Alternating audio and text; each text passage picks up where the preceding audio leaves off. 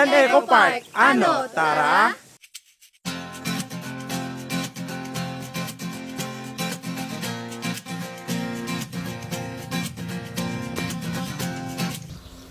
Ang Kawayan Eco Park ay tinatawag ding home of Luzon's biggest bamboo pavilion dahil gawa ito sa magaganda at malalaking structure na gawa sa bamboo.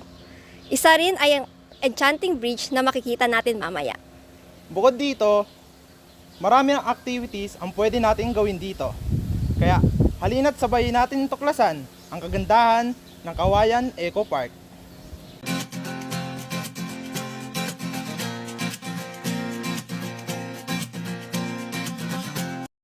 Tayo ngayon sa Kawayan Grand Pavilion. Nakikita naman natin na mayroon itong high ceiling at napakalawak nito. Kaya goods na goods ito para sa inyong mga special event. Tama ka dyan. Ika nga nila, this is a unique place for magical moments. Dahil sa maganda at malawak na lugar, tiyak na mag-e-enjoy ang mga tao rito.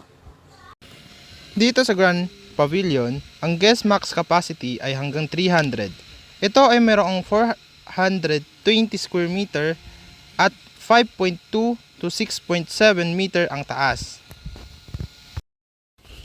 Siyempre, di mawawala ang mga inclusions once nag-book ka rito sa Kawayan Eco Park as a venue. Una, magagamit mo lamang ang mga pavilion for 4 hours. Magkakaroon ka rin ng access sa Kawayan Private Lounge for 6 hours. Di rin mawawala ang access sa electricity. O di ba? Kapag lobat ka na, pwede ka mag-charge. Pwede rin gamitin ang stage platform dito, lalo na kung isa kang dancer. Talagang pwede ka humataw at ipakita kung sino ka.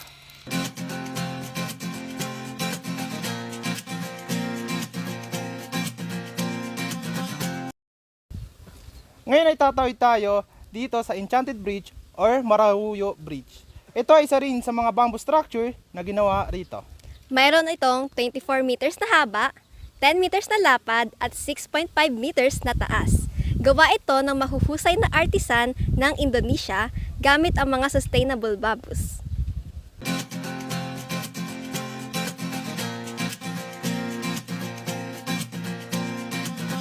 Tuklasan naman natin ang mga activity na meron dito sa Kawayan Eco Park.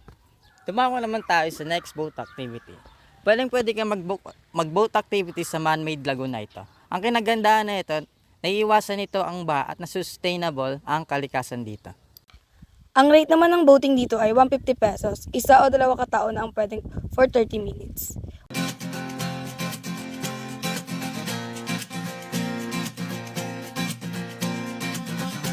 Ayan ang mga activities na maaaring gawin ngayon.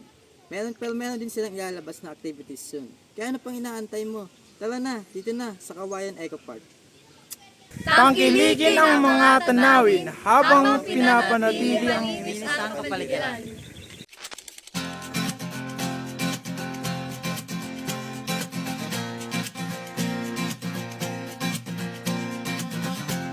Tumakas na tayo, takasan na natin ang mundo.